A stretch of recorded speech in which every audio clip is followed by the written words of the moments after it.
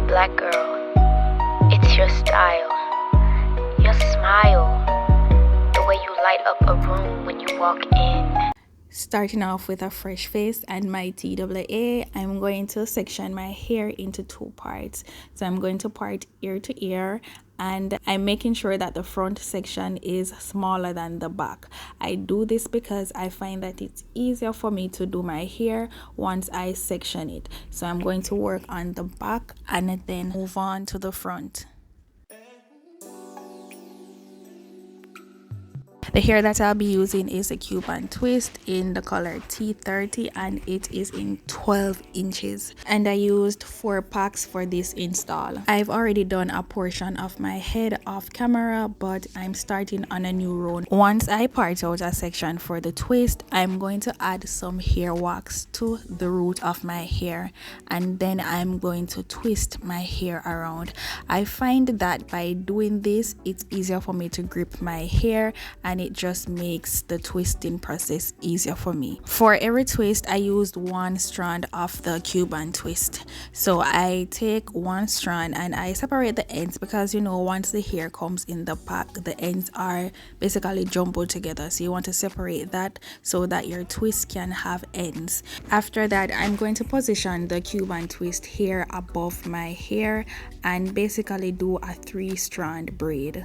And I'm going to continue braiding until I feel like my hair is secured enough to the point where the Cuban Twist hair won't slide off. Once I reach to that point, I'm going to separate my real hair into 2 and start to twist.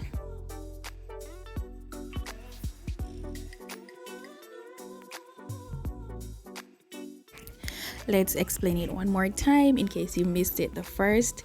So I'm sectioning a portion of my hair.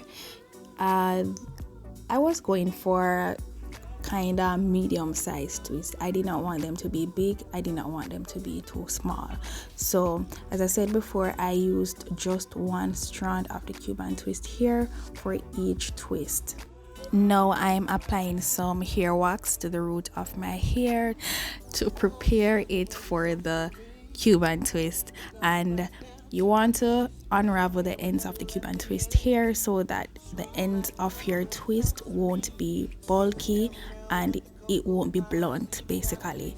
So you want to place the Cuban Twist here on top of your real hair and do a regular 3-strand braid. You're basically using your index finger or your pointer finger to go above, below until you form the braids. And when you feel as if the braid is secured enough, you just want to continue twisting down until you're finished. As I always say, doing your hair is very repetitive, so the more you do it, it's the more you're going to catch on to it and the better you'll become at it.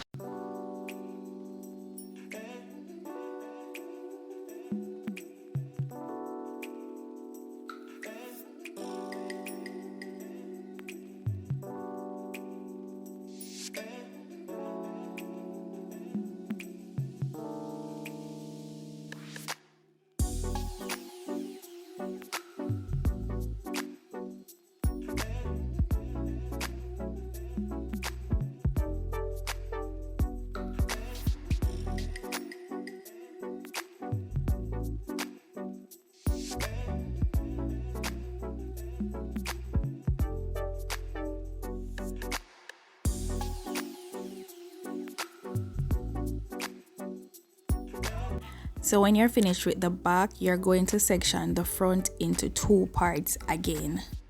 As I said, working in smaller sections will make your hair easier to do, and by doing this you can pinpoint where you want your center part to be, where you want your side part to be, and all of that. It just makes the whole process easier. I also use my hair wax to straighten my parts because good in that good at parting, honestly. So use your hair wax and that will help you to get straighter and neater partings. I really enjoyed using this hair.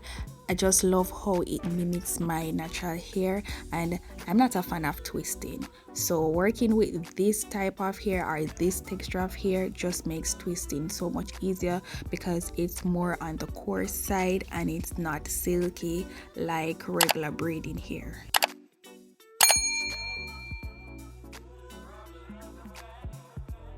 Also, if you have thin hair like myself, remember to part out your edges because twisting will literally rip what you don't have, okay? So part out your edges to be on the safe side. Caramel with the cocoa eyes, even got a big sister by the name of Chocolate. Brown sugar, babe. I guess high off of love, don't know how to behave.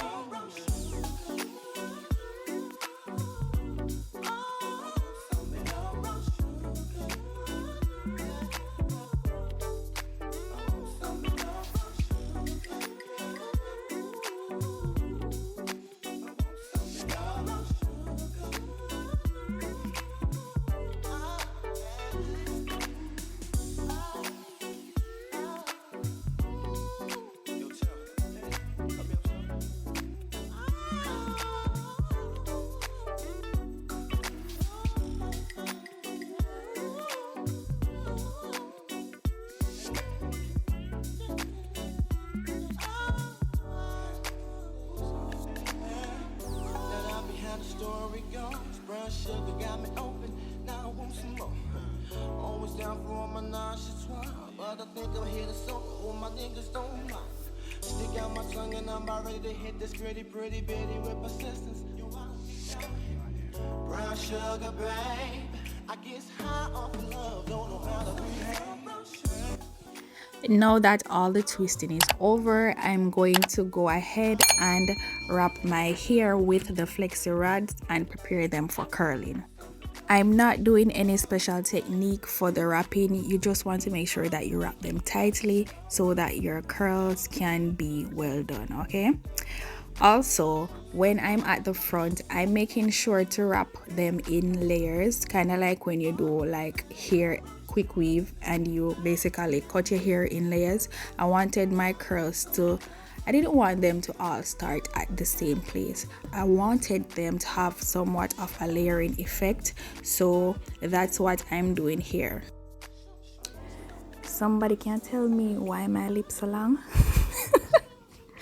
No, why my lip so shine and long? I don't even know, y'all.